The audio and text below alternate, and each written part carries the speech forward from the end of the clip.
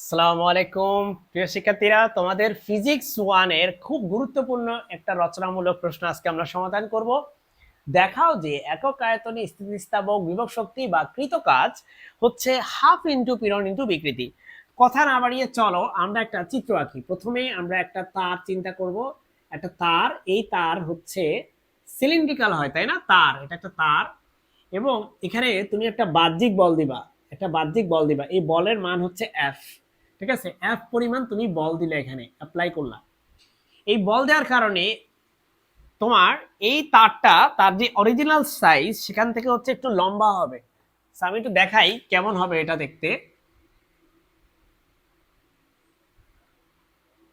লম্বা হয়ে সে এই পর্যন্ত চলে আসলো, ধরো কথার কথা আর কি, এই পর্যন্ত চলে আসলো। এই চিত্রটা তুমি পারলে দিবা, বুঝছো? এই চিত্রটা আঁকবা, এই জায়গায় চলে আসলো। এই যে দেখো, তার এতটুকু দৈর্ঘ্য। আচ্ছা, আগের দৈর্ঘ্যটা কত? আদি দৈর্ঘ্য হচ্ছে এল। আদি দৈর্ঘ্য হচ্ছে এল, এই যে এটা, এখান থেকে এ পর্যন্ত দৈর্ঘ্য হচ্ছে এল। ঠিক আছে, আচ্ছা আদি দৈর্ঘ্য এল, ফাইন। আর তার দৈর্ঘ্যের পরিবর্তন কতটুকু হয়েছে? তার দৈর্ঘ্যের পরিবর্তন কতটুকু? সেটা হচ্ছে স্মল এল। দৈর্ঘ্যের পরিবর্তন হচ্ছে এই যে এইটুকু, এইটুকু হচ্ছে স্মল এল। ঠিক আছে, এটা তার দৈর্ঘ্যের পরিবর্তন। এখন মাই ডিয়ার স্টুডেন্টস, খেয়াল করো, এটা আবার একটু আঁকি, দাঁড়াও। খেয়াল করো, আমরা এই পরিচয়গুলো দিই, চলো।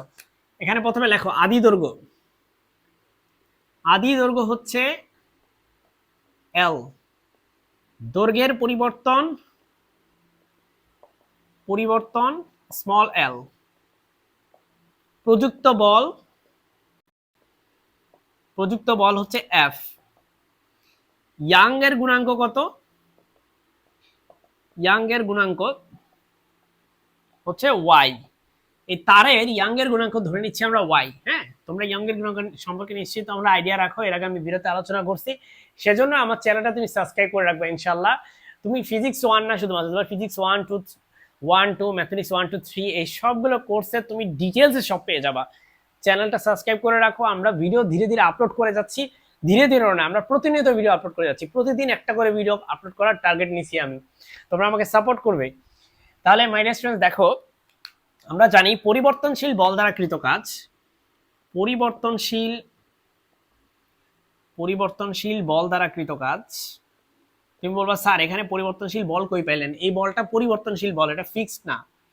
বল দ্বারা কৃত কাজ যেটা হচ্ছে তোমার এক্স এর সাথে সাথে চেঞ্জ হচ্ছে, মানে লেন্থের সাথে সাথে চেঞ্জ হচ্ছে। যত বেশি লেন্থ বাড়বে তত এই বলের মান বাড়বে।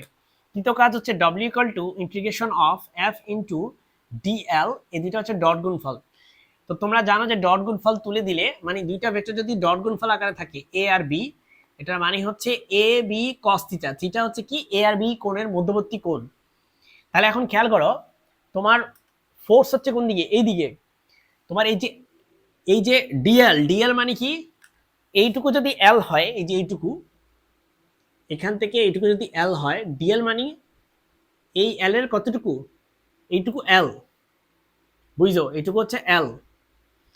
ডিএল মানে কি? ডিএল মানে এই পুরো এল কে তুমি অনেক ক্ষুদ্র অংশে ভাগ করো, খুবই খুবই ক্ষুদ্র অংশে ভাগ করো, সেটা হচ্ছে ডিএল, বুঝছো? খুবই খুবই ক্ষুদ্র অংশে ভাগ করো। তাহলে এখন খেয়াল করো, এই ডিএল এর ডিরেকশনও এইদিকে। কেন এইদিকে? কারণ তোমার তারটাকে তুমি এইদিকে বল দিচ্ছ, বল এইদিকে, তোমার দৈর্ঘ্যের পরিবর্তনও এইদিকে। ঠিক আছে, দুইটা ভেক্টরের মাঝখানে কোণ তাহলে কত? 0। A into B into cos theta, তাহলে এখানে হবে 0, কস 0। তাহলে দেখো আমি কোথায় লিখছি 0, দেখছো? কস 0। দেখো মাই ডিয়ার স্টুডেন্টস, আমরা জানি cos 0 মানে 1, cos 0 মানে 1। সুতরাং এটা হবে integration of f into dl। এটা তো 1, এটা বাদ। এখন এই f কিভাবে বের করবা? দেখো আমরা জানি, আমরা জানি, এখানে লেখো, আমরা জানি। কোথায় লিখবা? কোথায় লিখবা? এইখানে লেখো।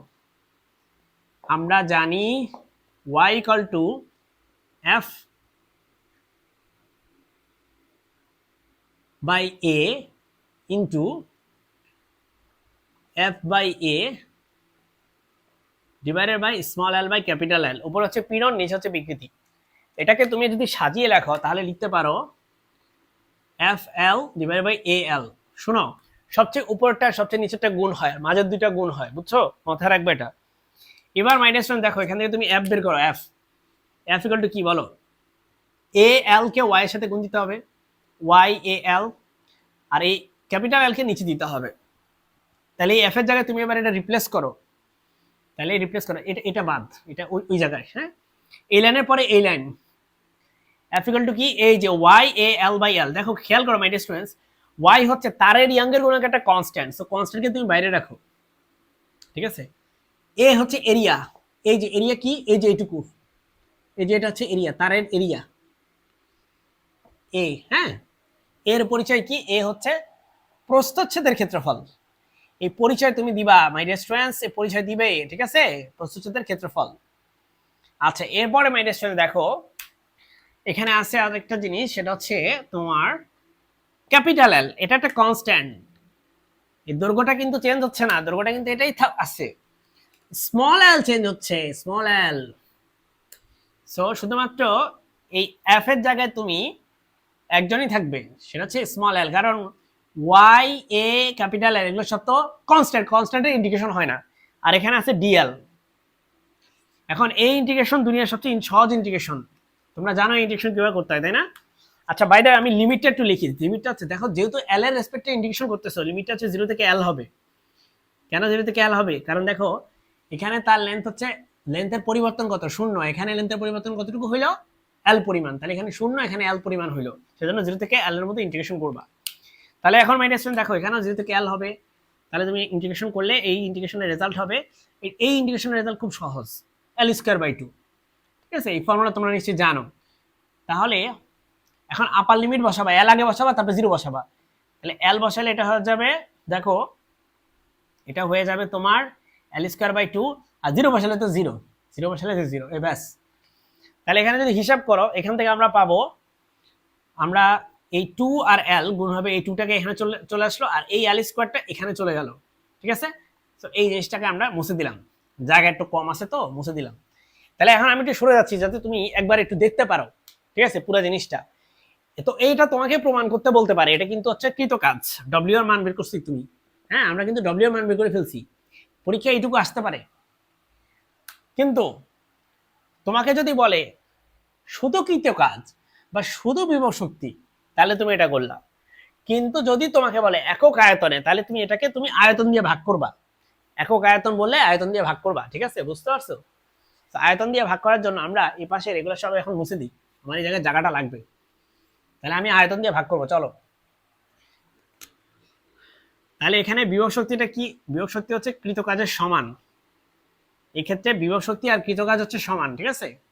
তো ওখানে লেখো বিভব শক্তি ইকুয়াল টু কৃতকাজ ইকুয়াল টু কি, Y A L square by 2l।